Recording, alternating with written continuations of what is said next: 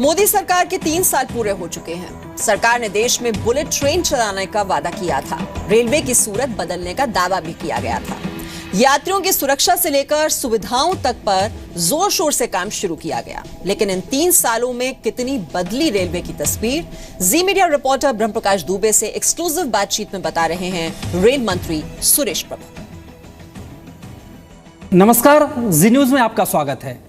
आज हमारे साथ एक बेहद खास मेहमान हैं। जी हाँ, वो हैं रेल मंत्री सुरेश प्रभु। हमने बीते 3 साल में देखा, आपको दौड़ते भागते देखा, हर टाइम कई प्रोजेक्ट्स को हरी झंडी दिखाते देखा। अब फाइनली 3 साल आपकी सरकार के पूरे हो गए, मोदी सरकार के। आपके मंत्रालय की क्या उपलब्धियां हैं 3 साल में जो जनता को सहूलियत देंगी रेल सफ़र? देखिए, एक तो हमारा लक्ष्य बहुत साफ है। लोगों को जब चाहिए वो टिकट मिलनी चाहिए। लोगों का सफ़र सही मायने में सुहाना होना चाहिए। जहाँ पर सुविधाओं की स्थिति है, वो सुविधाएं हैं धीरे धीरे बढ़कर विश्व स्तर की होनी चाहिए। ट्रेन की जो स्पीड है वो बढ़कर धीरे धीरे इंटरनेशनल लेवल पे आनी चाहिए। सेफ्टी पूरी मात्रा में अच्छी तरह से रहनी चाहिए। ये सभी चीज़ें करने के लिए हमें इंफ्रास्ट्रक्चर डेवलप करने की ज़रूरत है। आज हमारे पास 16,500 किलोमीटर हमने डबलिंग ट्रिपलिंग को सैंक्शन कर दिया, जो पिछले 70 साल में 20,000 से थोड़ा ज़्यादा था। विद्युतीकरण सिर्फ 42% हो गया, तो हमने उसको 85% करने के लिए मान्यता दे दी। हमारी जो भी आज मीटर गेज लाइन है उसको ब्रॉड गेज करने के लिए हमने स्वीकृति कर दी। हमारे इसी साल में हम लोगों ने मीटर गेज पूरी मात्रा में ब्रॉड गेज में कन्वर्ट करने को मान्यता दे दी। नए स्टेशन डेवलप करने के लिए पहला जो स्टेशन गांधीनगर हबीबगंज की शुरुआत हो जाएगी।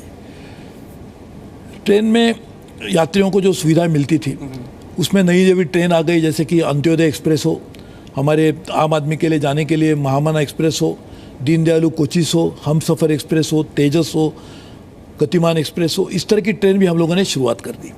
हम लोग चाहते हैं कि लोगों को अच्छी सुविधा मिले, इसके लिए मैकेनाइज्ड लॉन्ड्री लगा रहे, ताकि हर जगह पर लोगों को अच्छे कंबल पहनने को मिले। ई कैटरिंग पहले तो रेल में थी नहीं, ई कैटरिंग की शुरुआत कर दी। आपके पसंद का खाना आपके सीट में जहाँ से भी आप चाहते हैं वहाँ को मिल ना सके। ये सभी चीज़ों को ध्यान में रखते हुए इसी साल में हम लोगों ने करीबन सिर्फ एक ये साल में हमको मुझे कहने के लिए खुशी है कि नई ट्रेन चलाने की तो स्थिति आई, लेकिन हम लोगों ने 4 करोड़ 11 लाख नए सीट्स भी हम लोगों ने इसी समय में लोगों को देने में कामयाब रहे। यानी 4 करोड़ 11 लाख लोग जा नहीं पाते थे, हमने सीट भी बढ़ा दी। ये सभी क्षमता हम लोगों ने बढ़ाई है। लेकिन मैं मानता हूँ कि बहुत लंबा सफ़र बाकी है, क्योंकि जो हमने काम करने की शुरुआत की है वो पूरा होने के लिए 3-4 साल लगते ही है। वो शायद वो 7-8 साल लगने वाले थे, उसको हमने 3-4 साल में पूरा करेंगे। और ये काम पूरा होने के बाद 2020-21 तक हमने जो 4-5 जो बातें कही जो लोगों को मिलनी चाहिए, वो सभी बातें हासिल करने में हम कामयाब रहेंगे। सर, आपने बहुत सारी ट्रेनें शुरू की, हम गवाह रहे हैं उसके। मेरा सवाल ये है कि देश का जो पैसेंजर है जो ट्रेन में सफ़र करता है वो आपकी तरफ देख रहा है, इसलिए कि उसको कन्फर्म टिकट कब मिलेगी? यही मैं बोल रहा हूँ कि मैंने वो पार्लियामेंट के स्पीच में भी मैंने कहा था कि 2020-21 तक हम ज़रूर इसमें सफल रहेंगे कि लोग जब चाहते हैं उनको टिकट मिलना चाहिए, क्योंकि जो कैपेसिटी बढ़ेगी तो इस मिलेंगे। आज क्यों नहीं टिकट मिलते कन्फर्म? क्योंकि मांग ज़्यादा है, आपूर्ति कम है। तो जब हम आपूर्ति ज़्यादा बढ़ाएंगे तो ही लोगों को टिकट कन्फर्म मिलेगी। आपूर्ति बढ़ाने के लिए इंफ्रास्ट्रक्चर बढ़ाना जरूरी है। इंफ्रास्ट्रक्चर के बिना आपूर्ति कैसे बढ़ाएंगे? फिर भी मैंने जैसे कहा कि 4 करोड़ 11 लाख लोगों को अतिरिक्त देने में हम ये कामयाब रहे, क्योंकि हमने कुछ इस तरह के शॉर्ट टर्म मेजर्स लिए उसकी। यानी 2021 तक लोग उम्मीद करें कि उसके बाद उनको कंफर्म टिकट मिलने लगेगी? जरूर मिलेगी। सर, आपने बहुत सारी शुरुआत की हैं, आपने ट्विटर वॉर रूम बनाया। आप ऐसे रेल मंत्री के रूप में जाने जाते हैं जिसने डायरेक्ट पैसेंजर से सीधा संवाद किया। आपने एक नया ट्रेंड स्थापित किया कि एक मंत्री सीधे बात करता है पैसेंजर से। आपने और सुषमा स्वराज जी ने, उन्होंने कई लोगों की मदद की। आपने दूध तक बच्चों को ट्रेन में पहुँचाया है। तो ये इसका अनुभव कैसा रहा है और इससे आपको लगता है कि कितना फ़ायदा मिला है मंत्रालय को काम आगे बढ़ाने में और पैसेंजर्स को? सबको फ़ायदा हुआ है। एक तो पैसेंजर को तो पहले आपको पता होगा कि सबसे पहली बड़ी शिकायत ये होती थी कि मैं शिकायतें नहीं कर सकता हूँ, यही शिकायत रहती थी। तो ये आज तो ये बात है कि जो भी शिकायत आती है उसको रियल टाइम बेसिस पे ऊपर एक्शन ली जाती है। और वो एक्शन पूरी जब तक नहीं होती, जब तक वो पैसेंजर सेटिस्फाई नहीं होता, उसके लिए प्रयास भी करते हैं। तो हमने काम करने की शुरुआत की है। उसका लाभ रेलवे को ये हुआ कि हमने अभी उसको मैनेजमेंट इंफॉर्मेशन सिस्टम में परिवर्तित किया। कंप्लेंट करने के लिए आम आदमी को लाभ हुआ, लेकिन क्यों कंप्लेंट आई, उसकी बुनियादी वजह क्या है, क्यों ना उसी के ऊपर हम कार्रवाई करने की शुरुआत करें। इसके लिए मैनेजमेंट इंफॉर्मेशन सिस्टम करके हम देख रहे हैं कि क्यों, क्या खान पान सेवा में गलती है, इसके लिए उधर से शिकायत आ रही है, या क्या कोई एक जगह पर, जैसे कि कोई अहमदाबाद से शिकायत क्यों आ रही है क्योंकि अहमदाबाद में कुछ गड़बड़ है, या हमें शिकायत आ रही है किसी आदमी के खिलाफ, क्या वो आदमी ठीक काम नहीं कर रहा है। ये पता चलने के बाद एक्शन लेना भी आसान होता है, सर्जिकल स्ट्राइक कर सकते हैं कि किसके ऊपर कहाँ से एक्शन आ रही है। आपने एक्शन भी लिया है कई लोगों के खिलाफ? नहीं, अभी आपको मैं बता रहा हूँ, बहुत सारे लोगों के ऊपर हमने इमीडिएट एक्शन ले लिया। हम लोग राजधानी में लोग सफ़र कर रहे थे, उनको कहा फूड पॉइजनिंग हो गया, हमने जो कॉन्ट्रैक्टर था उसको सस्पेंड टर्मिनेट कर दिया, कॉन्ट्रैक्ट टर्मिनेट। तो लोगों ने कहा कोर्ट में जाएगा, कोर्ट में गया भी वैसे भी, लेकिन वो उसको कोई सफलता नहीं मिली। हमने टीटी पैसा ले रहा था, ऐसी शिकायत आ रही थी, उसका हमने एविडेंस मांगा, एविडेंस मिल गया तो उसको सस्पेंड, वीडियो मिला, सस्पेंड हो गया। हमने जब जो लोग, एक औरत जा रही थी पति के साथ, उसको कुछ लोगों ने तकलीफ दे दी, जो 7 आदमी को हमने गिरफ्तार करा दिया।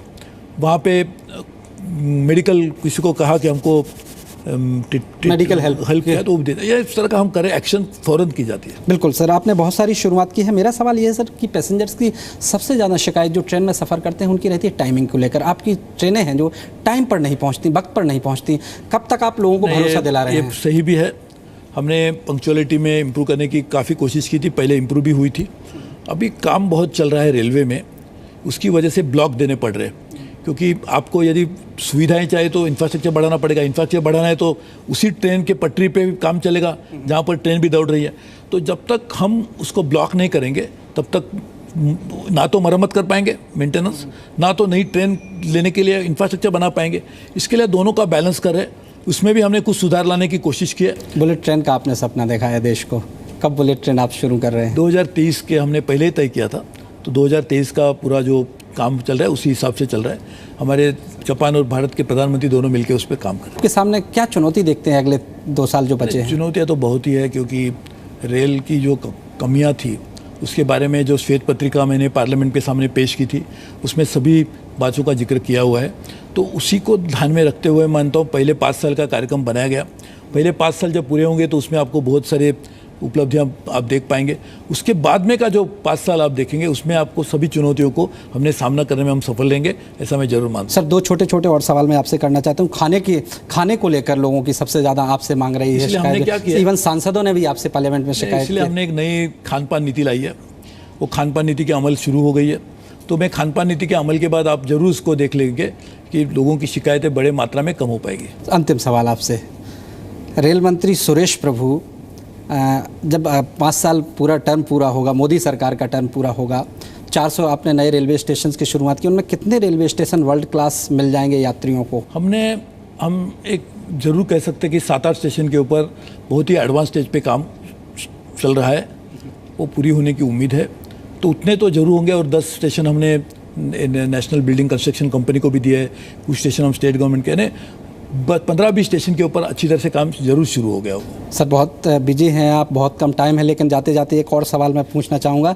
आप पैसेंजर को चारों तरफ से अपनी तरफ से कोशिश कर रहे हैं, एक मंत्री के रूप में होता है कि रेवेन्यू जनरेट करना, पैसेंजर भी महसूस कर रहा है कि चारों तरफ से उस पर किराया ज़्यादा पड़ रहा है, तो आप उसमें कितने हद तक सफल हुए? आपको लगता है और कुछ रेलवे की आमदनी बढ़ाने की जरूरत है? सफल रहा है? हम नॉन फेयर रेवेन्यू को बढ़ा रहे हैं, 40,000 करोड़ रुपए का हमने लक्ष्य रखा है नॉन फेयर रेवेन्यू का, तो उसमें भी हम जरूर कामयाब रहेंगे ऐसी उम्मीद है। ताकि हम ये जरूर चाहते हैं कि रेल की आर्थिक स्थिति सुधरे, ताकि हम लोग ज़्यादा से ज़्यादा रेल नेशनल। नारा ये है कि सुविधाएं चाहिए तो आपको फेयर देना होगा ज़्यादा, यही नारा है? तो हम पूरी तरह से कोशिश करें कि जिस तरह से रेल की स्थिति सुधर कर लोगों को सुविधा दे। बहुत बहुत शुक्रिया, बहुत बहुत धन्यवाद।